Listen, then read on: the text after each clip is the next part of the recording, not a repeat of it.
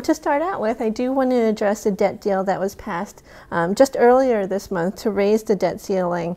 And this included a 10-year discretionary spending cap, as well as a plan to have a so-called super committee to identify an additional $1.5 trillion in deficit reduction by November for the next decade. Do you think that this committee will be able to come into an agreement by the stated November deadline? And if so, what types of cuts might we expect? Michelle, before I answer that question, let me give a little background. First of all, I'll just make the general comment that the debt ceiling deal was quite a spectacle and one that did not reflect at all well on our politicians, and that's confirmed by polling data that just shows the American public is disgusted, would be a word that I would use, with the outcome. And also the content of the program actually is quite disappointing. But let me explain. It's officially known as the Budget Control Act. Okay. And it has 4 components, and you mentioned a couple of them, but to put this in its fullest context, I want to take a moment just to explain all 4 components. So the first component actually is the debt ceiling increase, which was the whole point of the deal, of the August 2nd deadline to get that done, and that we did avert default. That's a good thing. But the debt ceiling increase occurs in 3 waves. The first one was immediate and was $400 billion, so that takes us through the next couple of months. The next one, the president gets to request $500 billion, and that will take effect automatically unless both houses of Congress pass a joint resolution of disapproval. But then the president could veto it in any event if they did, and it would require 2/3 majority. So that's a bit of a charade. It's going to happen. Right. And but stay tuned, because there will be some around about September, October discussion about that. And then the third part is a 1.2 trillion to 1.5 trillion increase in the debt ceiling, but that will depend upon 2 other things. It will depend on this joint committee that you mentioned as to what they come back with, or whether Congress passes a balanced budget amendment. All right, and we'll get to that in a moment. So the second part of the Budget Control Act is discretionary spending caps. And the discretionary spending caps will kick in immediately, and they're over a 10-year period.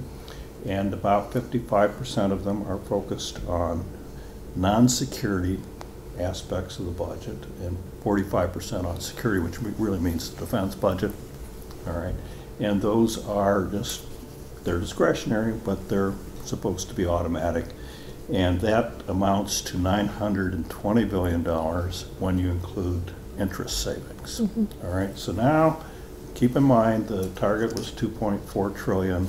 We've got 900. We have to come up with the rest, and the rest then goes to this joint committee that you mentioned, and there's actually a range that's been specified. That range is 1.2 trillion to 1.5, and the committee has to get to at least 1.2 trillion in recommendations, or if they don't, then automatic spending cuts will kick in at the beginning of calendar year 2013.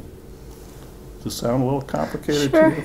All right, but the... and what is the likelihood that that'll happen? Well, the likelihood is not very high.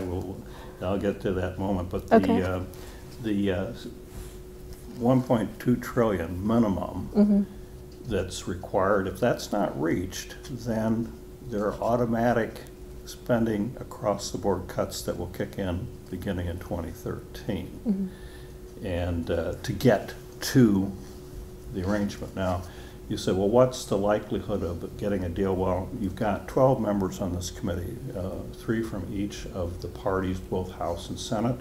As of this moment, about 9 of them have been selected. I'm sure by the time the video airs, all 12 will be there, but the composition of those selected so far are party leadership. And you've got people like, on the Republican side, Jeb Hensling, who's out of the House. He's part of the Republican leadership in the House. He is the most conservative membership of the Republican leadership. He is on record as being opposed to any kind of tax increase whatsoever. So you have some extremes in this committee. You have some extremes. And then on the Senate side, you have Patty Murray, Senator Murray from my state of Washington.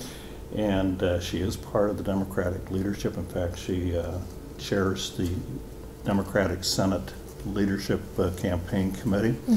And the Democrats have been quite adamant about we will not touch Medicare or Social Security. Now, I can just tell you, Michelle, that you cannot get to 1.2 trillion in additional spending cuts. Remember, we already got 900 that's on the table, without getting into entitlement programs and tax increases. Really, it's both, and I don't think either of those are going to be in play to any great extent, so it's hard to see how you even get to 1.2 trillion. So the bottom line is it's not very optimistic. Well, what happens if they don't?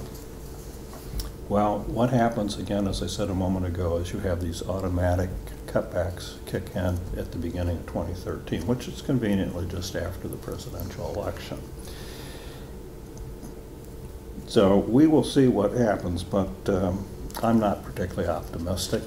If they, by some chance, this committee does get to a recommendation that hits at least 1.2 trillion, and it could be as high as 1.5, that's the objective, but then if they do, it's an up or down vote in both houses, simple majority, not subject to amendment.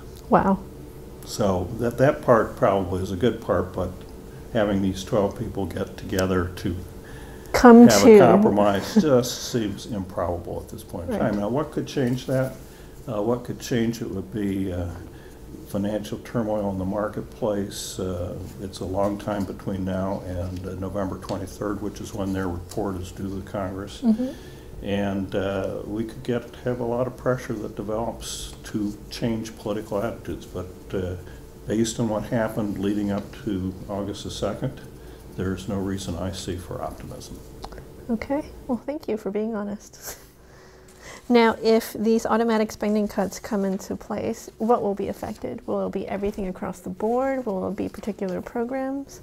Well, the automatic spending cuts, and that assumes failure of the Joint Commission of 12. And by the way, there's also a balanced budget amendment. If the balanced budget amendment is passed by both houses, then the 1.2 trillion automatic cuts is off the table. Instead. But then we'll see if that might happen. It might not.